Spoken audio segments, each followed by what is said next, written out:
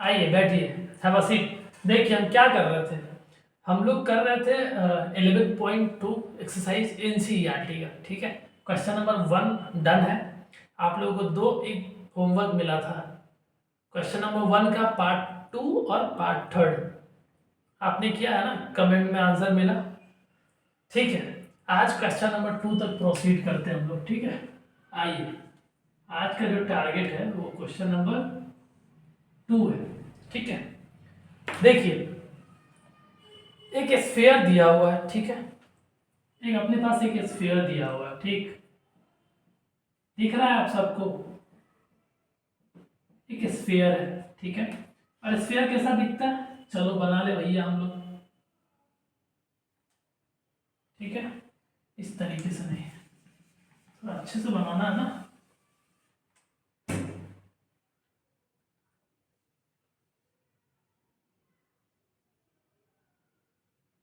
कुछ इस तरीके से है ना, मेरा डायग्राम बहुत गंदा है। ठीक है, आप एडजस्ट कर लीजिएगा। I am trying my little with little effort. ठीक है, देखिए जो स्फीयर दिखेगा मेरी जान इस तरीके से। ठीक है, ये आपके पास स्फीयर है। ठीक है, और इस बार इस स्फीयर का क्या दिया हुआ पता है, डायमीटर दिया हुआ। डायमीटर दिया हुआ जिसको प्यार से हम लोग डी भी लिखते हैं, इसकी वैल्यू दी हुई है कितनी। हम लोग फर्स्ट पार्ट सॉल्व कर रहे हैं, क्लियर है? फर्स्ट पार्ट 2 का डायमीटर दिया हुआ 14 सेंटीमीटर, ये पहला डाटा दिया हुआ। देखिए, और आपसे पूछा क्या है, इस स्फीयर का आपसे पूछ लिया है टोटल सरफेस एरिया। ऑलरेडी पहला क्वेश्चन में भी मैंने बताया आपको कि टोटल सरफेस एरिया इस स्फीयर के पास एक ही सरफेस होता है, और वो एक सरफेस होता है कर्व सरफेस। तो या तो कर्व सरफेस एरिया कह लीजिए या टोटल सरफेस एरिया कह लीजिए, दोनों आइटम सेम है। क्लैरिटी है? ठीक है, इसके पास एक ही सरफेस होता है, और क्योंकि इसके पास एक ही सरफेस होता है और वो सरफेस कैसा होता है, वो सरफेस जो होता है कर्व्ड होता है। कैसा होता है? कर्व्ड। क्लियर है? तो इसी कर्व सरफेस का आपको एरिया बताना है। तो यहां से देखिए, यहां से आप क्या निकाल सकते हो, अगर डायमीटर दिया हुआ आपने को 14 सेंटीमीटर, तो यहां से आप रेडियस निकाल सकते हो। कैसे निकालता है, जब डायमीटर को 2 से डिवाइड करते हो। ठीक है, तो 14 सेंटीमीटर बाई 2 डिवाइड करिए 2 से, 7 टाइम जाएगा, तो यहाँ से रेडियस की वैल्यू जो निकल के आई 7 सेंटीमीटर निकल के आई।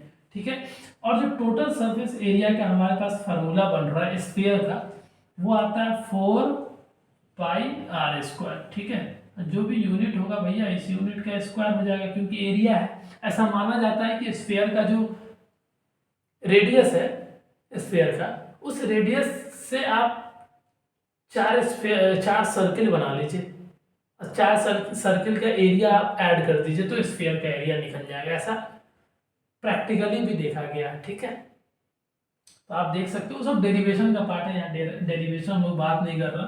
4 तो कांस्टेंट है, इसका वैल्यू 4 ही रहेगा। पाई की वैल्यू नहीं दी हुई है, मतलब 22/7 लेना है, इनटू आर की वैल्यू निकाला ना हम लोगों ने 7 सेंटीमीटर, तो 7 सेंटीमीटर का स्क्वायर हो जाएगा भैया। अब आगे देखिए, 4 इंटू 22/7 ऐसे ही रहेगा। 7 सेंटीमीटर का स्क्वायर है, इसका मतलब क्या, 7 सेंटीमीटर इंटू 7 सेंटीमीटर। फिर आगे फर्दर कैलकुलेट करिए, 4 इंटू 22/7 इंटू 7 इंटू 7। ठीक है, और देखिए यूनिट सीएम है, और सीएम मल्टीप्लाई में है, तो पिछले क्लास में बताया सीएम के ऊपर कुछ नहीं है, मतलब पावर 1 है, ये मल्टीप्लाई है इसके साथ, दोनों का बेस सेम है, तो बेस में पावर फिर ऐड हो जाता है, यही तो बताया सीएम का स्क्वायर। ठीक है, मतलब ये यूनिट का स्क्वायर हो जाएगा, जो भी यूनिट होगा उस यूनिट का स्क्वायर हो जाएगा, इसलिए तो मैंने ये लाइन लिखी।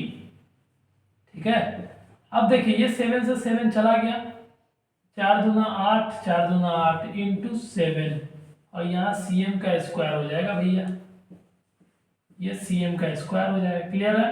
8 7 56, 5 8 7 56, और 56 और 5 61, सीएम स्क्वायर। आई बात समझ में? क्लियर है? क्वेश्चन नंबर 2 इस तरीके से है ना, 616 616, ठीक है, cm square will be your answer, that is total surface area of sphere having diameter 14 centimetre, और जब यहाँ से हम रेडियस निकालेंगे तो 7 सेंटीमीटर आएगा। बहुत लल्लू सा क्वेश्चन है, बहुआ सा, ठीक है, इसमें कोई दिमाग लगाने की जरूरत है नहीं। तो आपको मैंने फर्स्ट पार्ट करके दिखाया, आपको पार्ट 2 करना है और पार्ट 3 करना है, और करके और जो आंसर आएगा उसको फेंक के कहाँ रखना है, कमेंट वाला सेक्शन में आंसर रखना है। क्लियर है? This will be your final answer. इस तरीके से हम लोग प्रोसीड करेंगे। This is all about today's class. मिलते हैं नेक्स्ट क्लास में, तब तक के लिए अपना ध्यान रखें, अच्छा खाना खाएं, always keep your mother happy. जय हिंद।